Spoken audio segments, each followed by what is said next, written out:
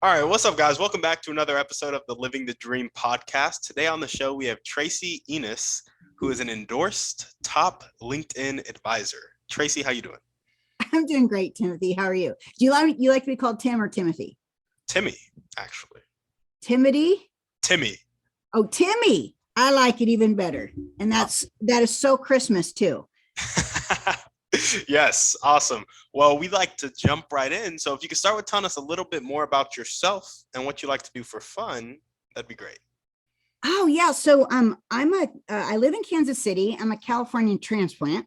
So I grew up in the middle of the state in San Jose, and I grew up right smack in the middle of city limits, and that's when we still had farms. My next door neighbor had horses. They had a big old barn. We used to go eat dog food in the barn, and then that's when dog food was good back then. But then it turned into a concrete jungle. And my parents are originally from Iowa, so we spent a lot of time in the Midwest coming back to see family, big farm family. And I just love the Midwest. And so I'm here in KC. And no, I'm not a Chiefs fan. So you all gonna kick me for that. I'm still a Raiders fan. Just because I changed my geography doesn't mean I change my team. So there we go. But because I grew up with horses, that's still what I love to do. I love to ride horses, hang around the horses. They're just wonderful creatures. Yeah, awesome. I love that. And tell us about what you do, being a LinkedIn advisor. What does that entail? Well, it's not something that I set out to be as a career. It kind of like it just came in quite by accident. Actually, I got laid off twice in 4 years from corporate America. First time with National City Bank. I was a loan officer for one of the largest retail banks in the country that did home loans. And then 4 years later, in 2012, I got laid off again from corporate America when I was making a healthy six figures working as a field regional manager for a nutrition company. And we promoted their products into the Sam's and Costco's across the country. So I was in charge of 7 states and 83 stores, getting all the demo people hired and trained and made sure that they made sales, because their sales depended on my commission. I made commission too. So, we made salary plus commission. So it was nice to be able to have good promoters in our store. So, and then I got laid off from them in November of 2012, and I'm a single mom, and I didn't know what I was going to do. And it was, I had a side gig like a lot of people now. They're like, okay, the pandemic hit. What am I going to do? I got laid off. Maybe some of you already had a side gig and turned it into a full-time gig. I had a side gig because I've always had that entrepreneurial spirit. And so my sister, who started her own ad agency, or her freelance, she did all the graphics for it. She too had a very similar experience with corporate America. And so she started her own company back in the 80s. And she encouraged me to start my own digital marketing agency. And so that was born. Like the first part of February of 2013, I was legal. I got my LLC and everything like that. But yeah, so I started doing what still people do, is build websites, reputation marketing, Google Maps, all that fun stuff. And I freaking hated it. Every single bit of it. It was a lot of work, a lot of fulfillment. I love selling it. I just didn't like doing the work. And so, it was just hard here in Kansas City just to get people in my own backyard to do business with me. And so I turned to LinkedIn, because that's how I found my job for the position with the nutrition company. So I turned to LinkedIn. And so I started playing in LinkedIn, and I found clients over in Philadelphia and Houston. And then I started getting clients in Canada. And then I started getting referrals and clients overseas. And that's how the business was born. Awesome. Awesome. I love that. And in your business, do you mainly help people design their profiles? Do you teach them how to post quality content, increase engagement? Like, what of those? All the above. But I will say the one thing that we don't really teach hardcore is the content side of things. LinkedIn has made a lot of changes to their algorithm. They're trying to draw in the younger crowd. I'm in my 50s. So, the people in their, late 30s, 40s into their 60s were really the people that adopted LinkedIn at first. And are still using it like the way we're using it today and the way we teach it. I think content comes later. I think after you've built up connections and you've built up a campaign that's kind of working almost on semi-autopilot, and then start bringing the content in. You always need content though, because people want to see that. They want to see who you are as a company. They want to see who you are as people. They want to see the faces behind the company, right? Because people do business with people that they like, that they feel like they know and that they can trust, right?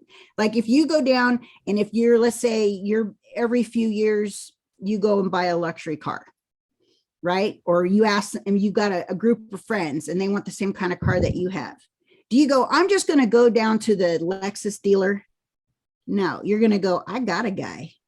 I'll hook you up with my guy, right? Because you know, I can trust that person. So you're dealing with that person. Yes, you're purchasing a Lexus, but at the same time, you know, you've got somebody that you can trust that knows what you like, knows what you need, you know, and you can trust to get you, you know, what you want and for a good price. And so it's the same thing that's similar with LinkedIn. It's building that relationships with LinkedIn. And, you know, we've got this new group of younger kids that have taken the Instagram and the TikTok posts and, you know, and I'm not saying they're not going viral on LinkedIn, they are, but if you're in a serious business, you really got to develop relationships. Just because a post goes viral does not mean dollar signs. Like I've had clients with as little as 10 likes on a post that will land, you know, $2,500, $3,000 coaching, you know, programs, you know, just because of a post, because it resonated with their audience. You don't need to have, you know, the hundreds or the thousands of likes and views in order for, you know, you to make a great business off content. But we don't start there. We start with foundation work. And I think that's key for any marketing campaign, regardless of whether it's LinkedIn, email, or any other social platform, is that profile. And I think people don't take the time to sit down and really develop the profile that is not only client facing, you know, who's your client? What do you do for them? How do you do it? How are you different than the competition? And what kind of results can they expect working with you? But also the human side. It's a personal profile. It is not, everybody's calling it now. I'm hearing the new thing, mini website. Trust me, I've said that word every once in a while too. But it is a little bit, but it's got to be more like of a story. You got to show people results. You've got to show people who you are.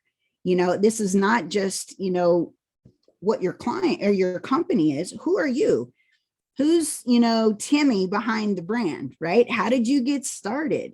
And, you know, why do you like doing what you're doing today? Who is it that you're helping? You know, and then of course, you know, you've got to add in some of your personal stuff, like publications, whether you wrote them or somebody wrote them about you, or it could even be an article you wrote on LinkedIn. What about organizations you support, volunteer work? How about projects that you are particularly proud of that you've worked on or that you are a part of, right? And so I think people, they neglect filling out the rest of these sections because they think they're not important. And trust me, I don't know how many companies I've done business with because they've scrolled through my profile down to the bottom where they've seen, you know, I don't have traditional college experience. Yes, I do have college. I went to Sacramento State and a couple other colleges, but I didn't graduate, but I didn't add them. But I put my non-traditional college in there or education in there. And part of it was my military experience. You know, and that's right there. That's a likable factor. Because if somebody messages you in your inbox and says, hey, I see you were in the Navy, guess what? That wall is down. And now you have perceived trust and likability immediately, right? But what if I hadn't put that in there? Could have missed an opportunity, right? Oh, yeah. So I think that's where it starts. One last thing too, is I don't think people realize is LinkedIn's a search engine. So you got to sit down and, you know, decide what are the keywords that your prospects are typing in to find the solutions that they need to their problems. And then get those keywords in your profile. Yeah. Yeah, absolutely. I love that. Well, tell us a bit more about your motivation. What gets you up and keeps you going every day, both with your business, but just in life in general? I have my two youngest boys. They are, we had a very tough time growing up since the divorce 13 years ago. Now my youngest just graduated high school, thankfully, because it was a full year of virtual learning, which really sucked at a 4.0 kid. And he was struggling and so some of his classes online. Anyway, so and then I have my 21-year-old, and they live here in Kansas City with me, and I talk to them every single day. They are the reason I get up in the morning. I love that. And there's rotten Rottweiler behind me too. Yeah, awesome. No, family is so important, and I love that you are close to your sons. That is amazing. Well, awesome. Let's jump into your dreams and goals now. Tell us about your goals for your business, but also your dreams and vision for the rest of your life, both inside and outside of the business. Well, let's see. That was two-part question. So dreams and goals for my business. Yep. Okay.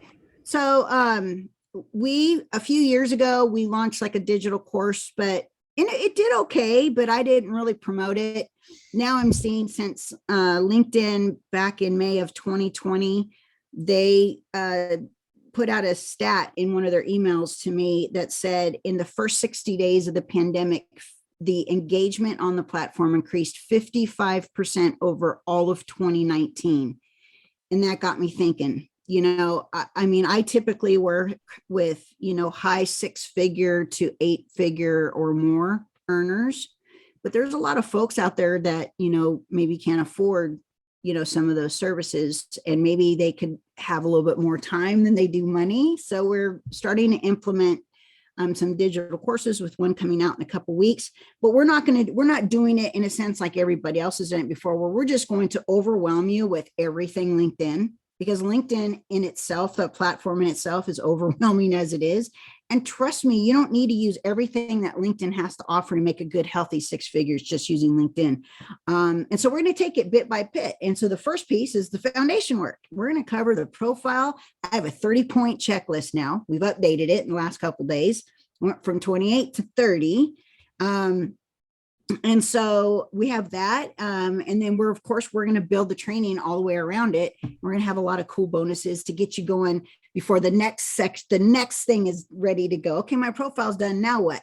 We'll have some bonus trainings and stuff in there, including our 12-month Q&A, Ask Tracy Anything, to get you going and jump started till the next course comes out.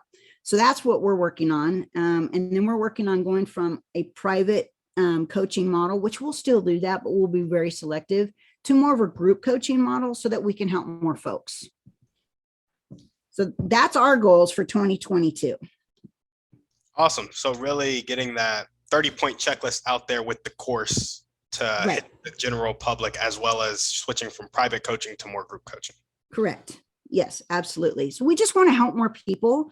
I did when that statistic came out, I'm Sales Navigator. That's LinkedIn's prospecting tool. For those of you who don't know that, it's really great. I've had it for 6 years now. I went in, and one of the filters in Sales Navigator is you can filter anywhere from the last 30 days up to 6 months of, how many people have joined LinkedIn. And of course you can, refine it further with by country or city or whatever, but I just did the whole world, all 200 countries. It was over 3 million people in 90 days, or the 60 days that I put in there. 3 million people worldwide joined LinkedIn in May of 2020. That's crazy numbers.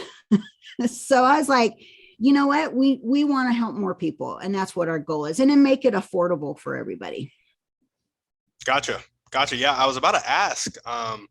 So I'm starting off coaching. I actually prospect on LinkedIn. Crazy that. Good for you. Yeah. I love it. Yeah. So I might be keying in to your group coaching as it gets rolled out. But I guess my question was, you said you primarily work with high 6-figure to 7-figure, 8-figure earners. Mm-hmm. At what point in your journey did you learn to justify those prices? I feel like for a lot of entrepreneurs, they can undervalue their services. So tell us about that. And I did the very same thing when I first started, because look, I was new on the block. And nobody knew. I mean, people locally knew me, but I went from digital marketing to now being a LinkedIn consultant, because those clients that I found for digital marketing services started asking me, hey, what are you doing? Can you do it for us? What is this LinkedIn thing, right? Then I had a mentor of mine tell me that I needed to fire all my local marketing clients and just write a book and start LinkedIn consulting. Well, I started consulting right away, but the book didn't come out till 3 years later. But even then, I still got clients. And so I just didn't feel that I was worthy of whatever I was pricing my services at. And it was so undervaluing myself. Trust me, if you think about it, whether you have been in the trenches and you're doing it yourself and you're learning, or you bought a course and you've learned, or you just learned by doing over the years, 90% more than the people you're going to be coaching. Right. And so that's what people like. Some people, they balk at my prices because either they don't see the value or they can't afford it. And I say, look, I've been 10 years on LinkedIn. I have a master's degree in LinkedIn. You know what that would cost if you went to a traditional college to get a master's in marketing? Yeah. 100 grand more, right? And then I have years of experience. So it's not just getting the master's, it's the years of being in the trenches and understanding what worked 5 years ago, what worked 6 months ago, what's not working last week. is, so when you know these things, you should be paid for that expertise and that knowledge, right? Yeah. What you're doing is you are reducing their learning curve by months, years, weeks, months, years, right? So you should be paid. You should be paid for that. So last year, our profile makeovers were at a pretty decent price. We weren't the most expensive and we weren't the cheapest, but we were the most thorough. I will say that. That's how I differentiate myself from my competition. And then I joined a networking group, and this young lady, I call her young because that's just us ladies call each other young. We got to talking for about an hour, and she's brilliant. She's on Bloomberg radio all the time. She calls herself the blue collar millionaire consultant. And so she's in the financial world, as you can tell. She goes, Tracy, you need to raise your prices like $1,000 for profile makeovers. And I was like, okay, we're right in the middle of a pandemic. If I raise my prices, nobody's going to buy my stuff. And I was freaking out. Well, this was in November of last year. And guess what? I raised my prices and I stuck to my guns. And that's when I started working with more of a higher caliber client because they saw the value and they weren't balking at the price. So, that one piece of advice, I'm going to tell you, I should have paid her $10,000. It was just amazing. And because it got me a higher caliber client, that doesn't mean I still don't work with some capacity with the clients that I had prior to that. And that's another reason why we decided to, do something a little different or add on to the company or to the business. Trust me, I'm comfortable doing what I'm doing.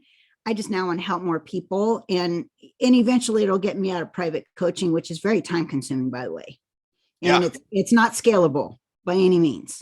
So, now that the boys are out, my son, he left me both of them empty nester. My youngest decided to go hang with his dad because mom has rules.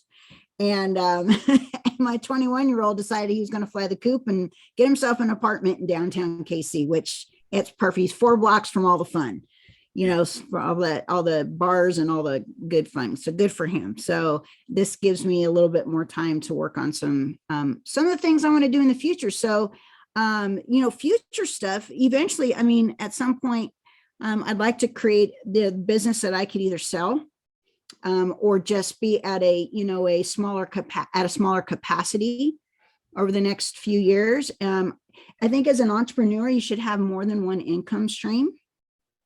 And so I've always been told that I should write a book, and I have a very interesting story starting from birth. And when I got burned in 2015, the light bulb came on. Didn't come on right away, not till after about a year and a half later. It was LinkedIn, the foundation I created in LinkedIn, that saved my career and saved my business. And I went and I spoke at, if anybody was listening here knows who Dan Kennedy is, one of the most famous marketers out there. I was invited to speak on his stage in Cleveland in October of 2017.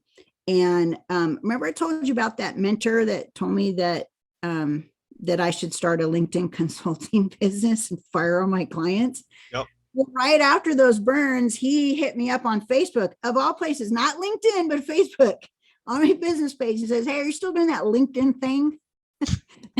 Yeah. So I called him, and he was my client for over 3 years. And he told me I needed to start telling my story. And that's where I think, people are, when we talk about doing their profiles, kind of tell their story. What is it about you? Why would somebody want to work with you? Because when you draw somebody in on the project you worked on, organizations volunteer your story and how you got where you're here today and why you're helping those people that you're helping, that draws people in. Just like a great, infomercial, when you can't sleep at 2 o'clock in the morning, then you go buy that thing because that infomercial was so darn good, right? So, by the way, Dan Kenny's responsible for a lot of those multi-million dollar infomercials. Anyway, so I did, and it was the hardest thing that I had to do. Is people don't like to talk about themselves. Oh, sure we do when we're having a few drinks at the bar, or we're at some chamber of commerce meeting or some, other business networking meeting. We talk about ourselves all the time, and we should be listening and asking questions about the person we're talking to. But when you tell a story and you're on stage and you draw people in, it's a lot easier to sell people on whatever it is that you're selling. And I did. And I had people in the front row crying. I had men crying in the front row. I got messages upon messages in LinkedIn after that event about, people who weren't able to come up and talk to me afterwards. And then it netted me. I think I walked out of there with over 20, because I was on bonus days. So there was only like, out of the 400 people that were at the event, 60 people showed up because they had other bonus day meetings going on same time mine was. And I think I made $20,000. First time I'd ever sold from stage, ever. Never sold from stage, ever. And after that, those clients turned into done for you clients, not just coaching clients. And some of those stayed 2, 3, 4 years. And then the book that, I don't know if you can see it behind me, this LinkedIn Publishing to Profits. I pre-sold that before I went on stage so I could say I was a best-selling author, because I was, and went #1 in 2 countries in 30 hours with this book. And it stayed #1 for over a year and a half. And I think a couple of weeks ago, I'm still top 10 in one of the categories. I'm still getting royalties from that book, even though it's out of date. That book has made me well into the 6 figures. Podcast interviews, speaking gigs, clients from overseas because they bought the book. It's really interesting. I'm not saying everybody has to write a book in order for that to happen. Trust me, it was not the easiest thing I've done. But I know more now than I knew back then. I'm working on a second book. So, those things, those are things that are happening today. But the burns, the story with the burns, when I was on the plane ride home, the light bulb turned on. And said, because I'm like, what am I going to write about? What am I going to call what's the name of the book? How am I going to monetize it? And it's called Rock My Scars. Because I had 5 surgeries in 9 months because of that 3rd degree burns. And I've got scars, physical ones that put me down for a good year or so, clinically depressed. I had anxiety that I'd never had before. I gained 60 pounds. I became a hermit. And my kids were active. I got a 4-year cheerleader, varsity cheerleader. I got a basketball player. I didn't want to be seen in public, and every time I had to go in public to their events, I'd just cringe. Yeah. Because my business was conducted behind a screen. No one had to see my face or my scars or anything like that. So that's the next level where I'm going is, I don't know how I'm going to monetize it yet, but I've been talking to some writers that will help me write, and some people that we call it piggybacking off of, like other affiliate programs, like about relationship programs and healing programs and things like that, where I can drive people through maybe my speaking engagements and things like that through my story and drive them to these programs. And then I'll make a passive income. Yeah. Off of this. Yeah, absolutely. No, that's awesome. Are there any other dreams or goals that you want to touch on? Oh, absolutely. Well, I want to take my boys on a vacation that I've never been able to take them on for years and years and years. And so, and that would be overseas. And so the boys and I are going to pick a spot. We're going to get our passports when this pandemic thingamajig is over. And we're going to go have fun. So Fiji, maybe Bali. I found out during the pandemic that I'm 44% Irish, and there's a town named after my family in Ireland. So we might go there. I think that would be a fun family trip too. Yeah. And then, Awesome. then of course I want, the girl has to have the hot Ferrari. So I'm just kidding. I don't want a Ferrari. Awesome. Well, tell us a bit more about the burns and how you got them and what really brought you out of that dark time of, depression and just being down physically.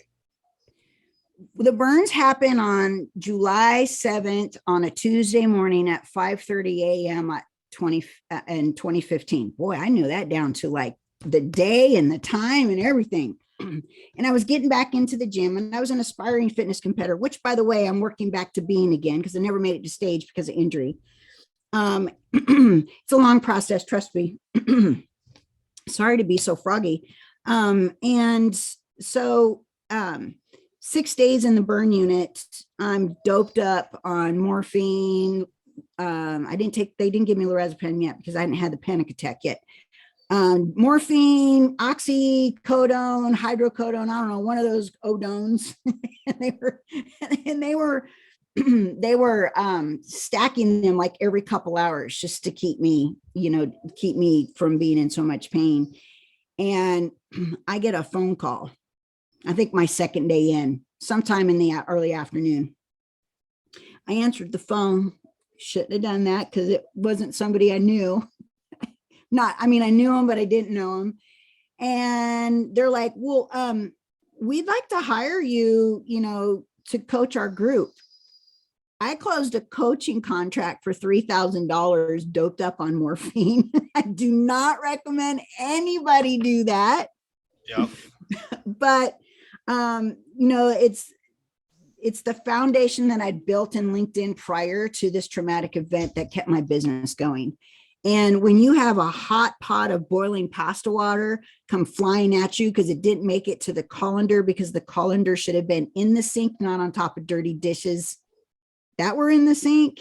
And I didn't make it in time because I was just trying not to burn my bare feet. And in doing that, I didn't make it, and it all came back at me. And this wasn't little pot. This was one of those like 2-quart pots, the big pots. Yeah. Yeah. Mm-hmm. Wait, I'm a little confused at what happened. The pot is like the one of those, the bigger pots, not the big ones, but I think they call it a 2-quart pot. So I was making brown rice pasta for the week is what I was doing. So I was meal prepping is what I was doing at 5:30 in the morning. And I got tired of brown rice. So I made brown pasta, but it was the first time I ever made it. And I put too much water in it, and they got bigger than I expected because it wasn't regular pasta. And so it was overflowing kind of. So freak accident, lasted all of probably a couple seconds. I mean, in my mind, I'm looking at it, I'm visualizing it in slow-mo, but literally it went to go pour it and it hit the colander and came back at me. And I had 2nd-degree burns on my hand. You can't see in the video the difference between the two. Maybe not I can, but I had 1st-degree burns all the way up my right arm. I had 1st-degree and 2nd-degree burns. I had 2nd-degree burns through my yoga pants and my boyfriend's t-shirt at the time, which was like a dress on me. The sleeves came down to here, down to my elbow. And because, girls like to wear boys' clothes because a lot more comfortable than our clothes. We borrow your clothes all the time. But I ended up, all of that went down my left. And all this was 2nd-degree burns at one time. And I got thrown into a shower of cold water for about 20 minutes, as long as I could stand it to stop the burns. And got dressed in dry clothes and went to the ER, got driven to the ER. And they were just cutting up, just stuff, and like almost instantaneously, there was just everything turned into bubbles, like bubbles. You could tell that it was really, I kind of freaked out my youngest son because I showed him my hand and the bubbles would go in like this. And he was like, ooh, that's gross. But sometimes you got to laugh, right? And so, so the doctor told me to, he thought I might have a small 3rd-degree burn underneath my arm, but he wasn't quite sure yet. He couldn't clean up everything because I still had the blisters on there. And so he says, go talk to your, give it a few days and then, call your doctor. Well, this is on a Tuesday. And I called my doctor on Thursday. I'll tell you what he should have told me. This is what my primary care told me. Call him on Thursday. She says, well, they're not in the offices on Friday. I'd forgotten all about that. She goes, I can get you in on Monday. And I was like, okay, what else am I going to do? Right. They've got me all wrapped up. They've got me on, some pain meds and stuff. And I get in there on Monday morning and the doctor unwraps it and she looks at me in horror and her eyes got really big. She goes, how come he didn't send you to the burn unit? Tracy, this is serious. He's like, you could have had an infection and that's 3rd-degree burns under your arm.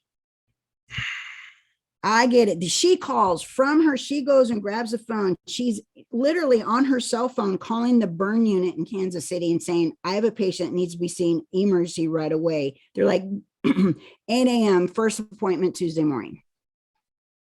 So I bring my now 21-year-old then. He was what, 25? He was 15, couldn't even drive yet. So I'm driving to the hospital.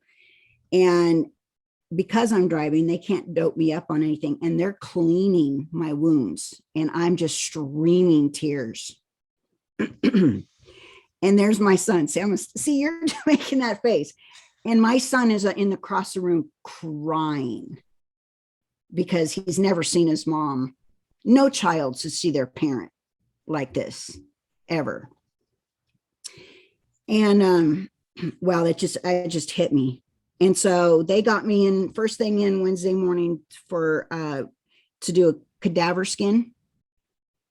And so I went in, came back out.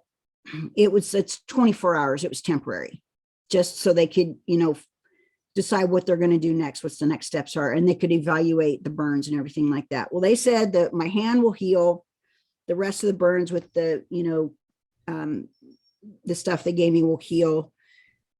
But they had bad news for me. What they thought was just a silver dollar burn, have you ever seen a silver dollar?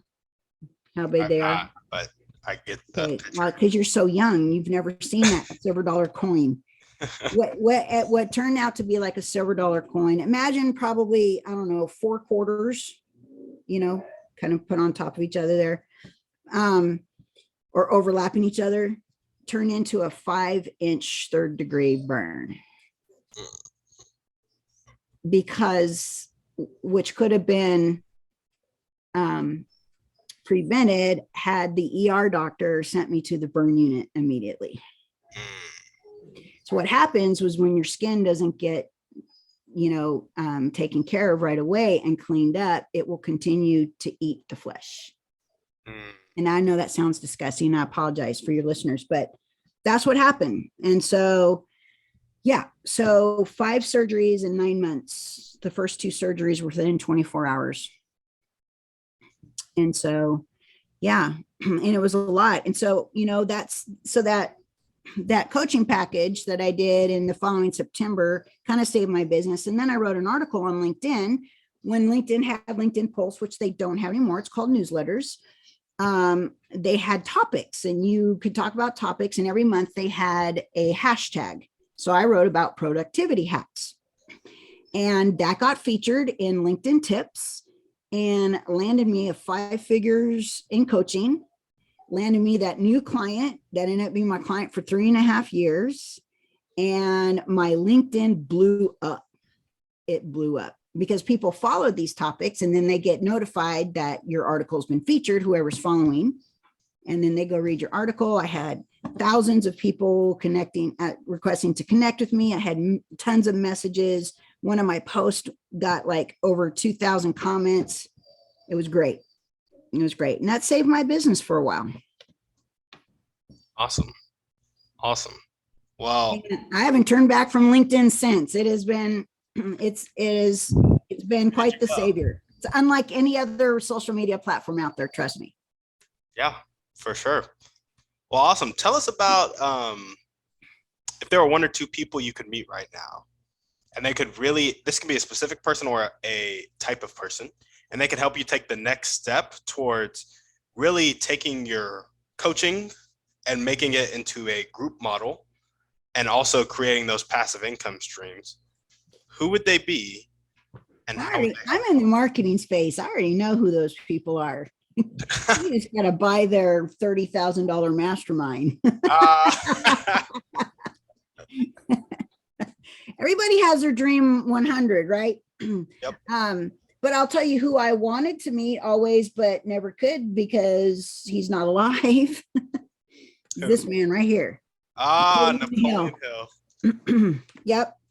Love this book. You know, it's been sitting on my end table by my bed for 20 years. I hadn't picked up this book in 20 years. I just kept dusting it every week. And you can tell this paperback's a little old because it's yellow because it's been 20 years. And I just started reading it again and it's phenomenal. I'm like, this is a book. It needs to be read every year. Oh yeah. Every single year. You know, it's not twice a year. It's not twice a year. Yeah. I think one other person, I got to go see him speak and I got to shake his hand in Springfield, Missouri several years ago when I was kind of in the real estate thing. And that's Ziglar. Man, he was awesome. Just loved Zig Ziglar. If Zig was still alive today, I'd pay the $30,000 just to have him train me. Trust me, it'd be worth it. That would be tenfold. Yeah. You know, and I totally respect the man. I mean, he was still speaking and selling from stage well into his 80s. I think almost literally till the day he passed. That's the kind of person I want to be. You know, you keep reinventing yourself and keep moving forward. You know, I think the minute that you decide to retire and sit on the couch and watch Netflix and eat bonbons, you die. You got to keep moving. You got to stimulate the brain and stimulate your body. Got to keep moving. That's how you live a long life. Absolutely. I completely agree. Awesome. Well, we're running a bit short on time. So I'm going to skip some questions and we're going to jump right to your story. And then I have one more question for you after your story. So okay. Tell us about the LinkedIn story that we briefly talked about. Oh, that story. Okay. So I recently connected with a gentleman on LinkedIn that shared with me. He came to me because I connected with him on a campaign and he wanted my help. Unfortunately, he's not new to LinkedIn, but I use that one cool little filter in Sales Navigator looking for brand new people on LinkedIn because I'm going to drive them to the online course, right? Which always has upsells for additional coaching and, you know, help and whatnot. And he started a conversation with me because it's always a conversation. It's not, I'm not selling anybody. If they connect with me, I go to their profile, I find out something cool in there that I like, I ask them about it, and you just start a conversation, just like you would if you were sitting next to somebody at the sports bar watching the game, right? And he told me that he hired a service overseas that got his LinkedIn account banned. Not just suspended, but banned. And he had 15,000 connections. And he only recovered about 2,000 before they banned him. And now he's only got 600 connections on LinkedIn and has to start over. Now with the new limits that LinkedIn imposed earlier this spring of only 100 connections a week, not 100 connections a day like people were abusing, how's he going to get to that 15,000 back? And you can export your connections in LinkedIn. You don't have the email addresses anymore. They stopped that in November of 2018, but you can use other services to, you know, enhance those and you know, find business emails of your connections. or you just go to them individually and look up their contact info in their profile. And a lot of times that's not even their business email anyway. So you'd still want to enhance those. But now he has to start over. Look, you get 15,000 connections. Can you imagine if, let's just say 50% of those were good prospects? Yeah. Yikes. So that's a what not to do on LinkedIn. Do not hire an outside service, especially overseas, to do your stuff for you.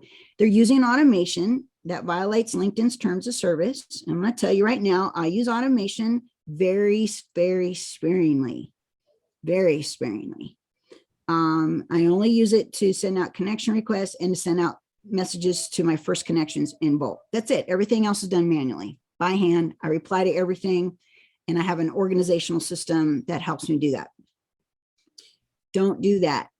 Don't do that. And if you have like an internal team to help you out, make sure that you have a VPN. LinkedIn knows, they know your IP address. They know when you let's say you're working in California because that's where you live, that's your offices or your home is, and that's where you're logging in all the time to LinkedIn. And then you're coming to Kansas City all of a sudden, and it notes that IP address. LinkedIn's going to ask you, is this you? We're going to send you a verification code in your email to make sure that this is you. So they're tracking you. They're tracking all your activity and where you're logging in from. The only difference, I haven't seen it yet, is if you're on mobile in one place and you're on a laptop in another. I don't think they can quite have got that figured out yet. So like I have some clients that are done for you clients very sparingly. I tell them from this time to this time, do not log into LinkedIn. And that way, because if you're logging in from Seattle and I'm logging in from Kansas City, LinkedIn's going to go, something screwy over here, right? Yeah. So got to be really careful with that. That's the one thing that LinkedIn has tried to crack down on for years. LinkedIn's idea with LinkedIn is it's all about building relationships, and everybody should be in charge of their own personal profile. They understand that there's admins for company pages, but it's all about your personal profile, and you should be doing the marketing yourself. But come on, we know if you're a Fortune 500, Fortune 100, Fortune 50 CEO, you may have a profile, but you're going to have your secretary or an internal marketing team logging into your profile, doing some of your stuff for you. Come on, LinkedIn. Really? Yeah. Like, even if you're just making a few $1 million a year, you're not in that fortune, pack. You're still busy, right? That's why you've hired staff to help with your marketing, right? Come on, LinkedIn. But I understand the reasons for it. They don't want it to be abused, and that's what happened. Gotcha. Well, awesome. The last question I have for you requires a bit of pretext. Okay. So you know how there are people who have a fixed mindset, not willing to accept help, not willing to accept change, and they live their whole life like that. Sometimes they die like that. Other times people change and have that growth mindset, willing to accept help, willing to accept change. In your opinion, what is the catalyst that causes that change?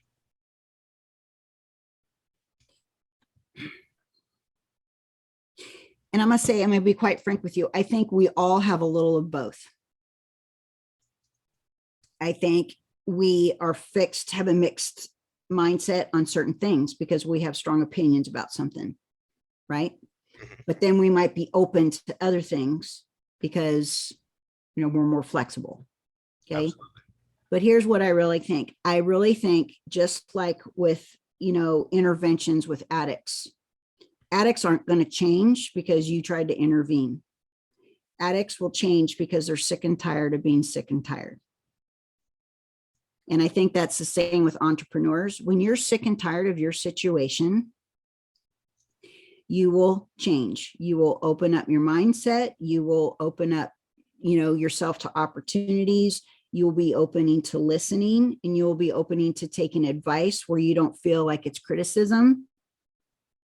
And I think that's when you change and grow as a person and as a business owner, as an entrepreneur, is when you are ready. And sometimes you're just not ready. You may have the dreams, I want the, the $500,000 house, which here in Kansas City, that's probably a $5 million house in California, in Los Angeles, right? Or I want I want the Ferrari, or I want the Aston Martin, or what are you going to do to get there? You can dream all day long, but dreams don't come true until you set a plan of action and then you take action, even if it's imperfect action every single day.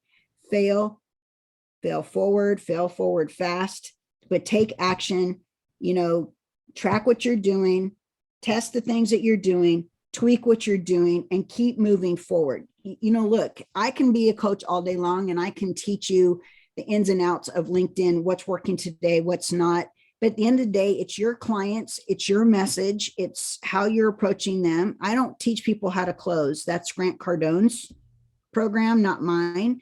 I teach people how to generate leads, build their brand, and set themselves apart from their competition. Yeah. I do that very well on LinkedIn. But all that, as an entrepreneur, us coaches can help you when you're open and ready for it, and you're ready to take action and implement the things that we're teaching you. But you're still going to find and run into situations where you're going to hit a wall, right? But don't let that stop you. Yeah. Right. I can't teach you every situation that's going to happen online because I don't know. I don't know every situation that happened online. Why do I have some clients that are hitting home runs and their profiles aren't even done yet? And I've got clients that their profile's been done for months and they're not doing anything because they're not taking imperfect, consistent, everyday action. And they're like, well, it doesn't work. Well, it's not working because you're not working. You're not working it. Yep. Right. And I think that's where it's at. You have to be ready. Your mindset has to be ready. And no one can tell you when you're ready. Only you can tell you when you're ready.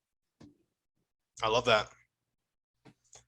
Awesome. Well, on that note, is there anything else you want to chat about before we sign off? I could talk about LinkedIn all day, but I'm not sure your listeners want to listen to a 2-hour podcast. So. Yeah, no, absolutely. Well, Tracy, thank you so much for coming on the show. How should people contact you? LinkedIn? Oh, absolutely. Tracy Enos, that's spelled E-N-O-S, Edward, Nancy, Oscar, Sam. And they can also go get, I have a 30-point checklist and my 2018 book, which is a little out of date, but the whole first chapter is about your profile. And some of the content stuff's really good too. We're rewriting version 2.0. Look for it in 2018. They can go grab that at theultimateprofilechecklist.com. I need your name and your email, and you guys will get those little bonuses there. And then, trust me, that 30-point checklist is gold. It's really gold. Put a lot of work into it. I'm about to go get it right after this. Timmy's like, yes. I'm going to hit you up after this on LinkedIn because I want a recommendation. So, and then, they're welcome to also email me at Tracy@tracyenos.com. Gotcha. Awesome. Well, if you guys are listening to this and you loved what Tracy had to say, you loved what she's doing, make sure to contact her. Go get that 30-point checklist, transform your LinkedIn profile, and transform your business.